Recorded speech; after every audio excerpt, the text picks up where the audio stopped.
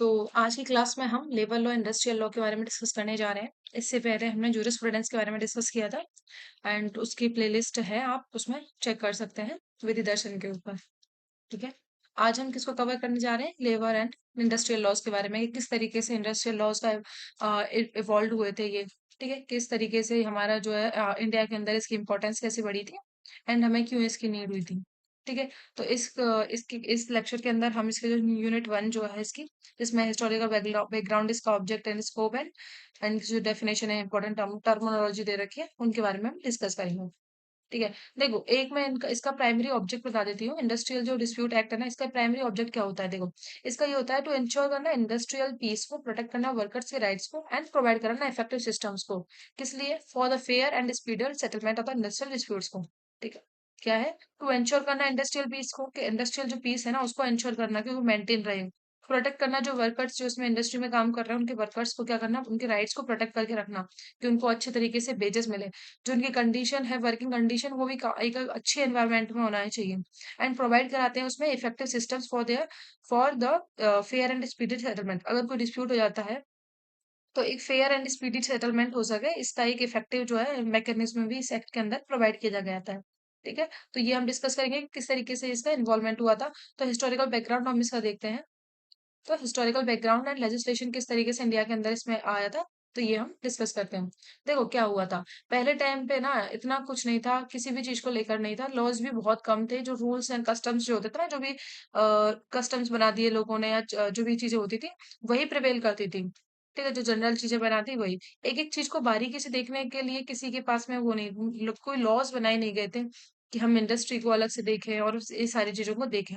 ठीक है। एक कस्टम करते थे, कुछ रूल्स होते थे, उन्हीं के द्वारा सारी चीजों को गवर्न किया जाता था। लेकिन जैसे जैसे उनकी नीड होती गई ना, वैसे वैसे हमारे क्या होते गए, लॉ आते गए। और जब हमारा इंडिया इंडिपेंडेंट हो गया था, उसके बाद तो हमारी हर एक चीज को लेकर क्या हो गए थे, लॉज आ गए थे। अब देखो, हिस्टोरिकल में देखें, इसके भी इंट्रोडक्शन देखें तो industrial disputes arise from the conflict between the employer and the worker. देखो, इंडस्ट्रियल डिस्प्यूट किस में होता है? इंडस्ट्री के अंदर जो डिस्प्यूट हो रहा है ना, वो किन के बीच में होता है? Conflict between the employer. ठीक है, एम्प्लॉयर एंड वर्कर्स, जो मालिक होते हैं और जो वर्कर्स होता है, उनके बीच में जो डिस्प्यूट्स होता है ना, उससे ये डील करता है। एंड रिगार्डिंग किसके रिगार्डिंग होता है? ये वेजेस के रिगार्डिंग, वर्किंग कंडीशंस के रिगार्डिंग और द एम्प्लॉयमेंट के रिगार्डिंग। किसके बीच में डिस्प्यूट होता है? एम्प्लॉयर एंड वर्कर्स के होता है। रिगार्डिंग किसके रिगार्डिंग होता है? जो भी डिस्प्यूट, वेजेस के रिगार्डिंग हो सकता है, जो वर्किंग कंडीशंस है उसके रिगार्डिंग हो सकता है, और जो एम्प्लॉयमेंट है उसके रिगार्डिंग हो सकता है। ठीक है, उनको लीव वगैरह या फिर कुछ भी तरीके से ऐसा हो सकता है। In India the legal framework evolve gradually. India के अंदर ग्रेजुअली वो डेवलप हो रहा था, लीगल फ्रेमवर्क जो है।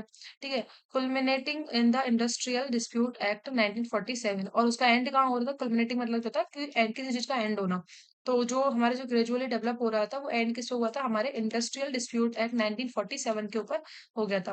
Which provide a comprehensive system for the dispute resolution. जिसने क्या दिया था? एक कॉम्प्रिहेंसिव सिस्टम दिया था फॉर द डिस्प्यूट रिजोल्यूशन के लिए। कि जो हमारा ये एक्ट आया था ना, इसके साथ इसके बाद में हमारे जितने भी डिस्प्यूट हो रहे थे वर्कर्स को लेकर, वो सारी चीजें, तो इस एक्ट ने वो उन सारी चीजों को डील करने शुरू कर दिया था। तो अब किसी को ज्यादा प्रॉब्लम नहीं हो रही थी, ना ही इधर उधर भागना पड़ रहा था, ना ही मालिकों के दबाव में रह रहे थे जो भी वर्कर्स वगैरह थे। क्योंकि अब फिक्स तरीके से एक कानून आ चुका है उनके लिए, जो उनके भी राइट्स को प्रोटेक्ट करता है, उनको भी क्या देता है? राइट देता है कि वो अपनी बात को रख सकते हैं। अब देखो, इसका डेवलपमेंट कैसे हुआ था? तो डेवलपमेंट हम दो तरीके से पढ़ सकते हैं, प्री इंडिपेंडेंस और पोस्ट इंडिपेंडेंस के बारे में। ठीक है। और देखो, प्री इंडिपेंडेंस या फिर जो भी प्री 1920 से जो पहले का पीरियड है, उसमें क्या था? कोई भी लेबर लॉस एग्जिस्ट नहीं करते थे। वर्कर बहुत सारी चीजों को फेस करते थे, एक्सप्लॉयटेशंस वगैरह को, कैसे कैसे लो वेजेस मिलते थे उनको, बहुत कम वेजेस मिलता था। ठीक है, लॉन्ग आवर्स के लिए, मतलब जितने घंटों के लिए वो काम कर रहे हैं ना, उसके मुकाबले उनको जो वेजेस मिलते थे वो बहुत कम मिलते थे। ठीक है, अनसेफ कंडीशंस थी, कहा कोई उनको मतलब उनको एक तरीके से ह्यूमन की तरह ट्रीट नहीं किया जा रहा था। उनसे अंधाधुंध काम कराए जाते थे। ठीक है। And the disputes were handle through the strikes and the protect. और जो भी हैंडल किए जाते थे किसके द्वारा? स्ट्राइक, या तो जो वर्कर्स थे, अगर उनके पास में हिम्मत होती थी, ठीक है, तो वो क्या करते थे? स्ट्राइक कर लेते थे या प्रोटेस्ट कर लेते थे। लेकिन उनसे भी उसको कुछ फायदा नहीं होता था, उनको डरा धमका के, उनको मारपीट करके वहां से भी उनको हटा दिया जाता था। ठीक है। तो ऐसी स्थिति थी हमारे 1920 से पहले की जो स्थिति थी, हमारे जो इंडिपेंडेंस से पहले की स्थिति इस तरीके की थी। और ड्यूरिंग द ब्रिटिश पीरियड की हम बात करते हैं, तो ब्रिटिशर्स के टाइम पे क्या होता था? जो इंडस्ट्री थी ना, वो एक्सपेंड हो रही थी, क्योंकि ब्रिटिश जो ब्रिटिशर्स थे वो इंडिया के अंदर आ रहे थे। ठीक है, और यहाँ पे क्या कर रहे थे, अपने नए नए जो भी इंडस्ट्री थी उनको डेवलप कर रहे थे। ठीक है, एंड जो लीडिंग फ्रिक्वेंट डिस्प्यूट्स, और जो फ्रिक्वेंटली डिस्प्यूट्स हो रहे थे वर्कर्स और एम्प्लॉयर के बीच में, ठीक है, डिस्प्यूट्स हो रहे थे, एंड नो इफेक्टिव लॉ, कोई इफेक्टिव लॉ नहीं था उनको प्रोटेक्ट करने के लिए, वर्कर्स के राइट्स को प्रोटेक्ट करने के लिए कोई इफेक्टिव नहीं था। ना ही ब्रिटिशर्स ने ऐसा कोई, मतलब ब्रिटिशर्स कभी अपने फेवर, अपने अगेंस्ट में तो कोई लॉज लेके ही नहीं आए थे, वो हमेशा अपने फेवर में सोच रहे थे, तो इसीलिए कोई भी इफेक्टिव लॉ नहीं था उनके पास भी। ठीक है, तो क्या रीजन थे कि कौन कौन से एक्सप्लॉयटेशन हो रहे थे, तो लो वेजेस की वजह से, ठीक है, पुअर वर्किंग कंडीशंस थी, या लॉन्ग वर्किंग आवर्स थे उनके पास में, ठीक है, इस तरीके से। नेक्स्ट चलते हैं कि 1920 1935 में क्या होता कि थोड़ा बहुत लेबर लॉज के बारे में लोग, जो ब्रिटिशर्स थे, जब लोगों ने प्रोटेस्ट वगैरह किए होंगे तो उनको थोड़ा बहुत समझ में आया होगा, तो उन्होंने कुछ कुछ एक्ट्स को इनेक्ट करना स्टार्ट किया था।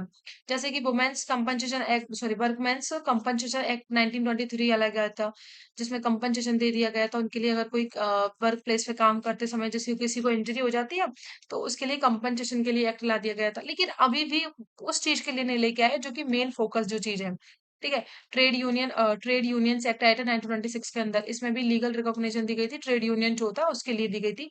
लेकिन अभी वो बातें नहीं हो रही हैं, जो कि जो डिस्प्यूट हो रहा है, जो वेजेस को लेकर चीजें हो रही हैं, उनके बारे में अभी भी कोई डिस्कस नहीं हो रहा है। सिर्फ जो छोटे-मोटी चीज़ें हैं ना, जिनसे उनको थोड़ा बहुत शांत करने के लिए थोड़ी-मोटी चीज़ें लेके आ गए वो। जैसे कंपनसेशन वाला लिया है, ट्रेड यूनियन वाला लिया है, ठीक है? इसके बाद में हमारा जो तीसरा आता है, वो आता है ट्रेड डिस्प्यूट एक्ट 1929। ये थोड़ा-सा इफेक्टिव था, अबव द 2, उन दोनों से वो थोड़ा-सा इफेक्टिव था।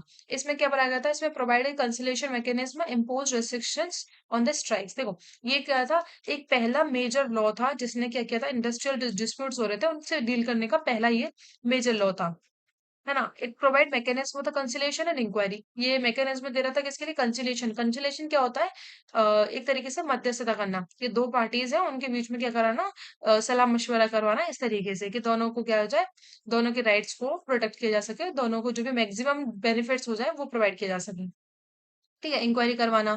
हाउएवर ये जो एक्ट था ना, ये फेल्ड हो चुका था, जो भी स्ट्राइक है, लॉकआउट है, उसको इफेक्टिवली इम्प्लीमेंट करने में ये एक्ट फेल हो गया था। अब स्ट्राइक क्या होता है, लॉकआउट क्या होता है, ये हम आगे देखेंगे।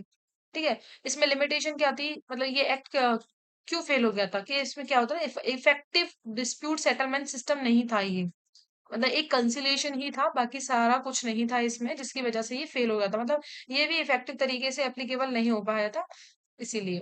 देन उसके बाद 1939 1945 में क्या हुआ था, जो वॉर का टाइम चल रहा था, उस टाइम पे increase in the industrial production led to the more disputes हो रहे थे, गवर्नमेंट इंटरवेंशन इंक्रीज टू। अब गवर्नमेंट ने क्या करते हैं, कुछ रूल्स लेके आ गए, जैसे कि defence of the Indian rules 1947, जिसने कंपलसरी एजुकेशन को इंट्रोड्यूस कर दिया कि हाँ, एजुकेशन होगा इन डिस्प्यूट्स के रिगार्डिंग। ठीक है, अब ये जो फेज है ना, जो हमारा ये प्री इंडिपेंडेंस से पहले जो वॉर वाला हो गया, या इससे पहले का जो हो गया हमारा जो beginning of the labour legislation, ये सारे क्या है, एक फाउंडेशन बना रहे थे, किसके लिए, कि जो मॉडर्न हमारा जो लेबर लॉ आएगा ना, उसके लिए क्या बना रहे थे, ये फाउंडेशन क्रिएट कर रहे थे। तो ये सारे हमारे फाउंडेशन है कि कौन कौन से लूप होल्स निकल के आ रहे हैं, कौन कौन सी कमियां रह रही हैं इन सब चीजों को लेकर। ठीक है, जिससे कि हम क्या आगे फ्यूचर के लिए एक तरीके से इफेक्टिव लेजिस्लेशन लेके आ सके। देन उसके बाद में क्या आया था, हमारा पोस्ट इंडिपेंडेंस।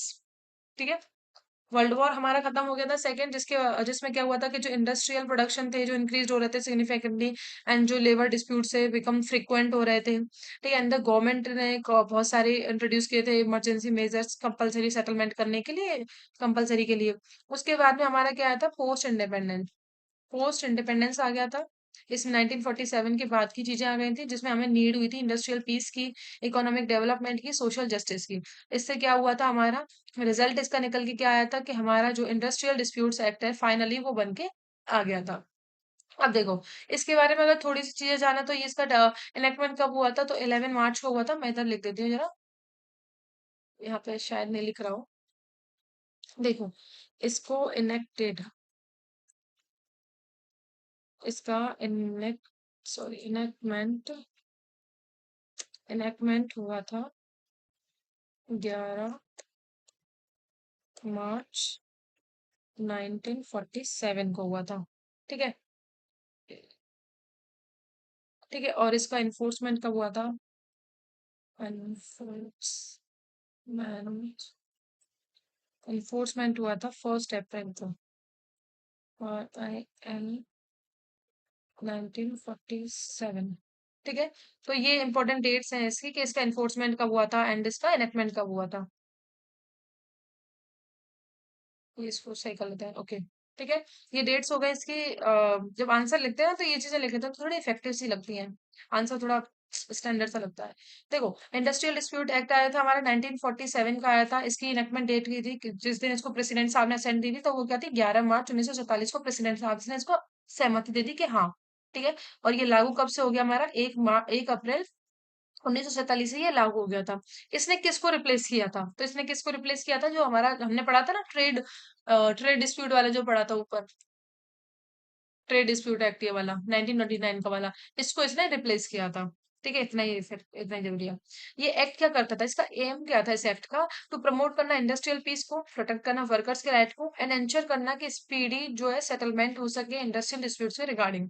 ठीक है। अब इसका ऑब्जेक्टिव देखते हैं हम इसका। To promote industrial peace and harmony, वही मैं बता रही थी कि पीस को एंड जो हार्मनी है उसको प्रमोट करना एंड प्रोवाइड करना मैकेनिज्म, मशीनरी प्रोवाइड करना या मैकेनिज्म प्रोवाइड करना फॉर द सेटलमेंट डिस्प्यूट के लिए, प्रोटेक्ट करना वर्कर्स को और एम्प्लॉयर्स के राइट्स को प्रोटेक्ट करना, एंड प्रिवेंट करना इलीगल जो स्ट्राइक्स होते हैं या लॉकआउट्स होते हैं उनको क्या करना, प्रिवेंट करना। ठीक है, ये इसके क्या था, ऑब्जेक्टिव थे। की फीचर्स की बात करते हैं तो इसके अंदर अभी डेफिनेशंस आ जाएंगी। अ,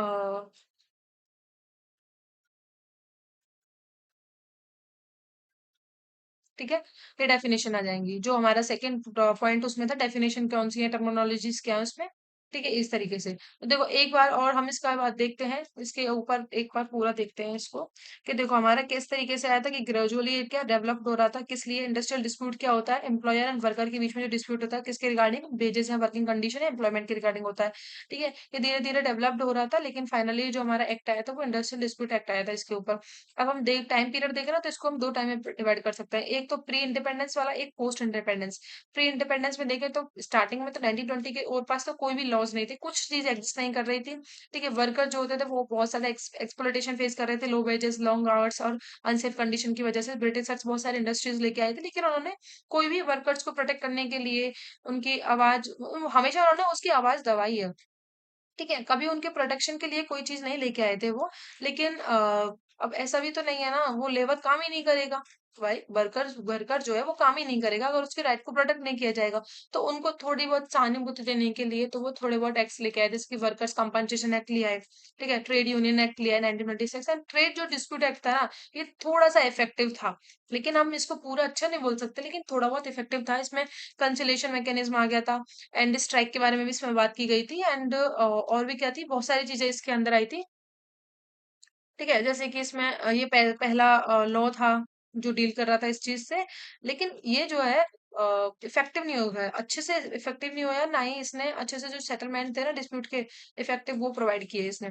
फिर हमारा पोस्ट इंडिपेंडेंट वाला टाइम पीरियड आया, उसमें क्या हुआ था कि, सॉरी वॉर वाला टाइम है ये, सॉरी वार का टाइम आया था। इस टाइम पे क्या हो रहा था, डिफेंस रूल्स वगैरह लेके आए थे, जिससे कि गए वो जो भी वॉर के टाइम पे जो भी इंडस्ट्रियल या लेबर को लेकर जो डिस्प्यूट्स हो रहा है ना वो बहुत ज्यादा हो रहे थे।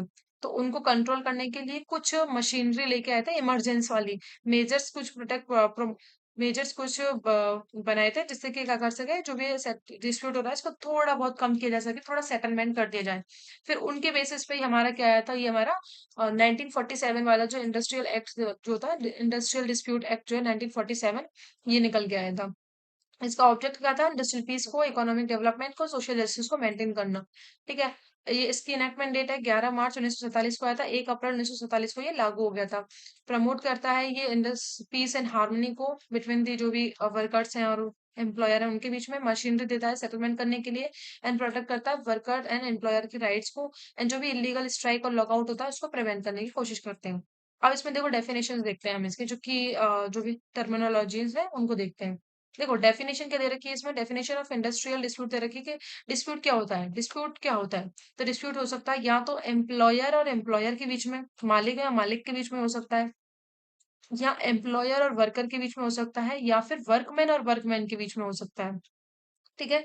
3 तरीके के डिस्प्यूट बताए गए हैं इसमें कि एम्प्लॉयर और एम्प्लॉयर के बीच में हो सकता है या एम्प्लॉयर और वर्कमैन के बीच में हो सकता है या वर्कमैन और वर्कमैन के बीच में भी डिस्प्यूट हो सकता है।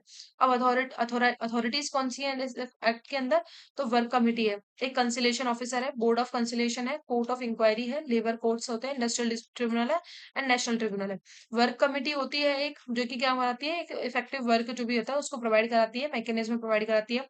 कंसिलिएशन ऑफिसर होते हैं जो कि क्या करते हैं, मतलब जो भी इफेक्टिव मेजर्स को प्रोवाइड कराते हैं जिससे कि दोनों पार्टीज जो है अच्छे से अपना जो भी है इफेक्ट जो भी बेनिफिट हो सकता है, मैक्सिमम बेनिफिट्स वो प्रोवाइड किया जाता है इनके लिए। बोर्ड ऑफ कंसिलिएशन होता है, ठीक है, इसमें काफी सारे मेंबर्स होते हैं। कोर्ट ऑफ इंक्वायरी होती है एंड लेबर कोर्ट होता है, जो भी डिस्प्यूट होता है जब वो कंसिलिएशन या फिर इनसे सॉल्व नहीं होता तो वो लेबर कोर्ट या इंडस्ट्रियल ट्रिब्यूनल के पास जाते हैं एंड देन हमारा नेशनल ट्रिब्यूनल आ जाता है। तो ये हमारी इसके अंदर अथॉरिटीज के बारे में बात की गई है। ठीक है, मेथड्स ऑफ सेटलमेंट क्या होते हैं, तो कंसिलिएशन, आर्बिट्रेशन एंड एडजुडिकेशन, ये हमारे क्या दे रखे हैं, मेथड्स दे रखे हैं। कौन कौन से हैं, कंसिलिएशन, आर्बिट्रेशन एंड एडजुडिकेशन। ठीक है, ये तीनों हमारे क्या इसमें मोड्स दे रखे हैं, किस कौन से मोड्स हैं जिनसे हम क्या कर सकते हैं, सेटलमेंट कर सकते हैं जिससे कि स्पीड जस्टिस हमें मिल सके। अब हम आते हैं स्ट्राइक एंड ले आउट। देखो, स्ट्राइक और जब लॉकआउट की बात करते हैं ना, स्ट्राइक और लॉकआउट क्या होता है, ठीक है, देखो, स्ट्राइक क्या होता है, स्ट्राइक में क्या दे रखा है कि लीगल प्रोसीजर रिक्वायर्ड होता है, इसमें restrictions in the public utility services and legal strike are published होती है। देखो, स्ट्राइक क्या होता है, एक स्ट्राइक जो एक तरीके से स्टॉपेज होता है वर्क का। ठीक है, जो वर्कमैन होते हैं, जो वर्कर्स होते हैं, उनका एक तरीके से स्टॉपेज होता है वर्क का, कि वो क्या कर देते हैं, अब काम करना उन्होंने बंद कर दिया है एंड जो भी अपनी डिमांड है ना उनको रखते हैं। ठीक है, हालांकि जो स्ट्राइक है ना, एज अ ये कॉन्स्टिट्यूशन के अंदर एज अ फंडामेंटल राइट नहीं रिकॉग्नाइज किया है इसको, लेकिन फिर भी एक राइट है, ये लीगल राइट है, लेकिन लीगल तरीके से स्ट्राइक होनी चाहिए। ठीक है, एक क्या होता है, स्ट्राइक का मतलब क्या होता है, स्टॉपेज कर देना ऑफ द वर्क का बाय द वर्कमैन। स्टॉप कर देना अपने काम को किसके द्वारा, वर्कमैन के द्वारा। किस लिए, फॉर अपनी डिमांड को रखने के लिए, जो भी उनकी डिमांड है उनको प्रेस करने के लिए, उनको डिमांड को अपनी रखने के लिए वो जब काम को बंद कर देते हैं तो वो हमारी क्या कहलाती है, स्ट्राइक कहलाती है। लॉकआउट में क्या होता है फिर, लॉकआउट क्या होता है, टेम्पररी क्लोजिंग करना वर्क प्लेस को। ठीक है, टेम्पररी क्या करना, क्लोज कर देना वर्क प्लेस को, जो भी वर्क जहाँ पे काम कर रहे हैं उसको बाहर से जैसे ताला लगा दिया, फैक्ट्री वगैरह है उसमें ताला लगा दिया टेम्पररी टाइम के लिए। जैसे सुबह कोई घटना हो गई तो शाम के लिए बंद कर देना उसको, बस ऐसे इस तरीके से। और या फिर सस्पेंशन कर देना of the work by the employer to compel employees to accept their certain condition. या फिर क्या होता है, एक तो होता है कि वर्क प्लेस पे क्या कर दिया है कि टेम्पररी क्लोज कर दिया है उसको किसी भी वजह से। ठीक है, ये किसके द्वारा किया जाता है, वर्कमैन के लिए नहीं, ये एम्प्लॉयर के द्वारा किया जाता है। लॉकआउट किसके द्वारा किया जाता है, एम्प्लॉयर के द्वारा, जो मालिक होता है उसके द्वारा किया जाता है। उसने टेम्पररी टाइम के लिए वर्क प्लेस को वो कर दिया है, बंद कर दिया, या सस्पेंड कर दिए, काम को सस्पेंड कर दिया है उसने, किस वजह से, कि जो भी अननेसेसरी तरीके से जो कंडीशन रखी जा रही है, या फिर जो वर्कमैन के द्वारा स्ट्राइक के टाइम, देखो इस तरीके से हो सकता है। देखो, स्ट्राइक में क्या होता है कि जो वर्कमैन होते हैं वो अपने डिमांड्स को रखते हैं कि हमारी इस तरीके की डिमांड है कि हमको वेजेस ज्यादा मिलने चाहिए, हम इतने टाइम के लिए काम करेंगे और हमको जो है जो रेजिडेंस के लिए, जो बाहर से लोग आते हैं उनके लिए रेजिडेंस के लिए जगह मिलनी चाहिए। इस तरीके से ये स्ट्राइक के अंदर पॉइंट्स हो सकते हैं। ठीक है, लॉकआउट क्या होता है, एम्प्लॉयर करता है लॉकआउट। ये क्या करता है, जो वर्क प्लेस है जहां वो काम करते हैं वर्कर्स, उस प्लेस को क्या करता है, टेम्पररी टेम्पररी पर्पजेस के लिए उसको क्या कर देता है, बंद कर देता है, या क्या करता है, सस्पेंड कर देता है, जो भी काम चल रहा है ना उसको सस्पेंड कर देता है, एम्प्लॉयर करता है। क्यों, वो उन जो वर्कमैन है ना उनको कंपेल करता है कि आप उन कंडीशंस को एक्सेप्ट कीजिए जो मैं लगा रहा हूँ। एम्प्लॉयर बोलता है वर्कमैन से कि आप उन कंडीशंस को एक्सेप्ट कीजिए जिनको मैं लगा रहा हूँ। तो उनको क्या करता है, वो कंपेल करता है वर्कमैन को कि एक्सेप्ट करने के लिए सर्टेन कंडीशंस को, इस वजह से या तो वो सस्पेंड कर देता है काम को, ठीक है, या फिर टेम्पररी क्लोज कर देता है। तो ये होता है लॉकआउट और स्ट्राइक में डिफरेंस। ठीक है, फिर हमारा दे रखा है ले ऑफ और रिट्रेंचमेंट एंड द क्लोजर। देखो, इन तीनों का ही क्या मेन पर्पस है, कंपनसेट करना तो वर्कर्स को conditions for the termination, protection against the arbitrary dismissal. देखो, ले ऑफ क्या होता है, एक एक करके देखते हैं इनको। ले ऑफ क्या होता है, ले ऑफ में क्या होता है, temporary inability of the work employers होती है to provide employment due to the shortage of the raw materials, या पावर फेलियर हो गया, या मशीनरी नहीं है, ब्रेकडाउन हो गई है, नेचुरल कैलेमिटी आ गई। इसमें क्या हो रहा है कि जो एम्प्लॉयर है ना वो क्या हो गया है, इनेबल हो चुका है कि वो सर्विसेज जो वर्कमैन है उनके लिए वर्क प्रोवाइड नहीं कर पा रहा है, किस वजह से, या तो शॉर्टेज हो गया है, रॉ मटेरियल नहीं मिल रहा है पर उसके लिए, एम्प्लॉयर के लिए, रॉ मटेरियल नहीं मिल रहा है, तो इसीलिए उसने काम रोक दिया है। या फिर जो उसकी मशीन्स वगैरह है वो फेलियर हो चुकी है, या जो पावर है जो सप्लाई हो रही है वो फेलियर हो चुकी है, नेचुरल कैलेमिटी आ गई है, किसी वजह से उसने क्या कर दिया है, इनेबल हो गया है वो काम को करवाने में। तो इसलिए उसने क्या कर दिया, उसको बंद करवा दिया है। तो ये हमारा ले ऑफ होता है। रिट्रेंचमेंट का मतलब क्या होता है कि टर्मिनेट करना उसकी सर्विसेज को, एक तरीके से रिटायरमेंट कर देना। लेकिन रिटायरमेंट कौन कर रहा है, हमारा एम्प्लॉयर कर रहा है। किसी भी रीजन की वजह से कर सकता है, लेकिन रीजंस के अंदर ये नहीं होगा कि वो वॉलेंटरी उसके वॉलेंटरी रिटायरमेंट दे रहा है, ठीक है उसका, या फिर रिटायरमेंट दे रहा है सुपर एनुएशन की वजह से, या डिसिप्लिनरी एक्शन चल रहा है उसके इसलिए उसको टर्मिनेट कर दिया है। ठीक है। देन उसके बाद हमारा क्लोजर आता है। क्लोजर में क्या बोल रखा है, क्लोजर में बोलता है कि परमानेंट शटिंग डाउन कर देना। जो इंडस्ट्रियल जो वर्क है ना उसको क्या करना, या तो परमानेंटली या पार्ट टाइम उसको बिल्कुल क्लोज कर देना।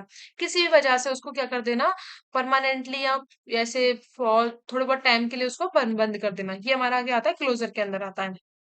ठीक है। देन उसमें आता है protection of the worker, prevention of the unfair labour practice. जो अनफेयर जो लेबर प्रैक्टिस हो रही है ना उसको क्या करना है, प्रिवेंट करना। जो जॉब सिक्योरिटी है वो प्रोवाइड कराना, एंड राइट टू कंपनसेट करना उनको। ठीक है। तो ये हमारे किसके अंदर आ जाएंगे, जो भी टर्मिनोलॉजीज होती है इंपॉर्टेंट। सॉरी। नेक्स्ट हम चलते हैं, इंपॉर्टेंट केस लॉस क्या है इसके अंदर, तो देखो, workmen of the Dimakuchi tea estates and the management. Dimakuchi tea estates and management, इसमें डिफाइन किया है कि इसको स्कोप ऑफ इंडस्ट्रियल डिस्प्यूट, जो स्कोप है ना इंडस्ट्रियल डिस्प्यूट्स का, उसको स्कोप को एक्सपेक्ट डिफाइन किया है इसमें कि health that dispute must related to employment और नॉन एम्प्लॉयमेंट। के जो डिस्प्यूट है ना, एम्प्लॉयमेंट से रिलेटेड भी हो सकता है, नॉन एम्प्लॉयमेंट से रिलेटेड हो सकते हैं। देन उसके बाद में बोल रखा है Bangalore water supply versus A Rajappa. Bangalore water supply versus A Rajappa. Give the wide definition of the industry की वाइड डेफिनेशन दी गई थी इसमें कोर्ट के द्वारा, जिसमें इंक्लूड किया था almost all the organized activities, जितनी भी ऑर्गेनाइज्ड एक्टिविटीज होती हैं वो किसके अंदर आती है, हमारे इंडस्ट्री के अंदर कवर की जाती है। देन इसके बाद है Indian Express newspaper versus their workers. Recognise the rights of the workers in the disputes emphasised fair wages structures. ठीक है, इसने क्या किया था इसमें, रिकॉग्नाइज किया था कि जो वर्कर्स का जो राइट्स होते हैं ना उसको रिकॉग्नाइज किया था डिस्प्यूट्स के अंदर, एंड एम्फसाइज की इस पे किया था कि फेयर वेजेस स्ट्रक्चर मिलना चाहिए था, एक फेयर वेजेस मिलने चाहिए, उसके लिए एक स्ट्रक्चर जो है वो प्रोवाइड किया था इन्होंने इस एक्ट कोड के द्वारा। देखो, अब कंक्लूजन बाद में देखेंगे, पहले ऑब्जेक्टिव देखते हैं इसके।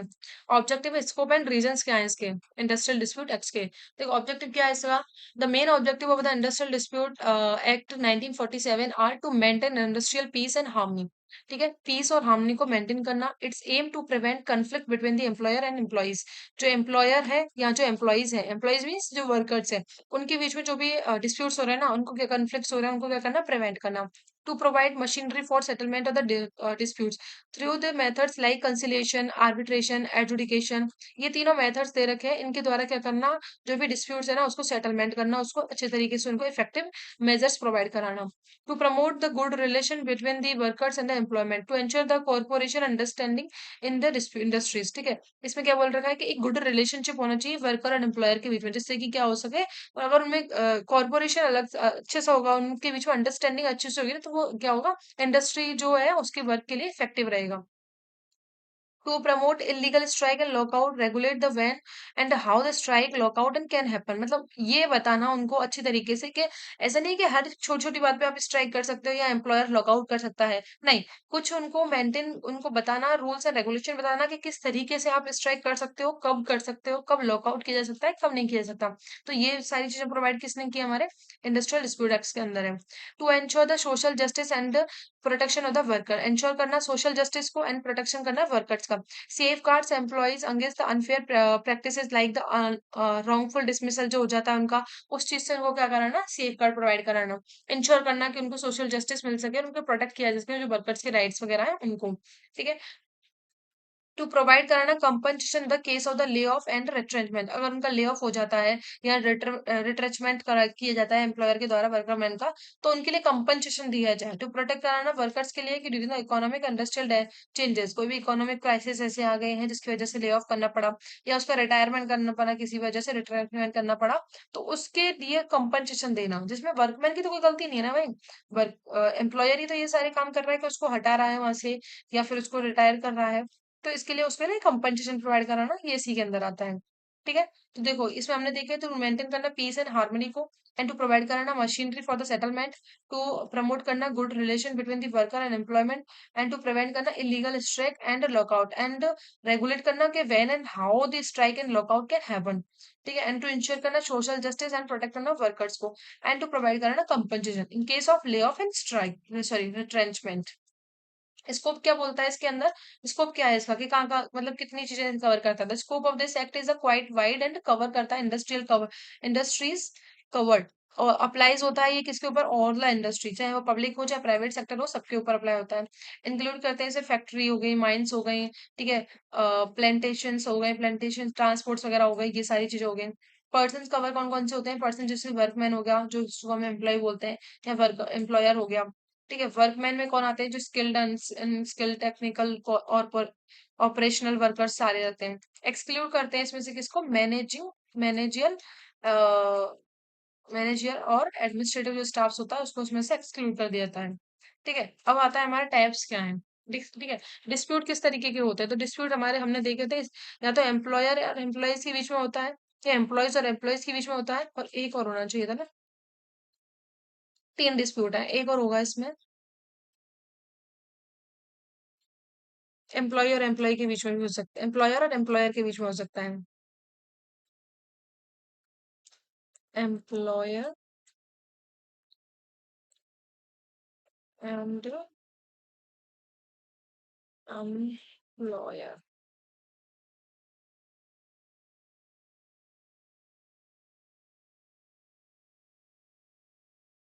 इसको इधर ही सेट करता हूँ,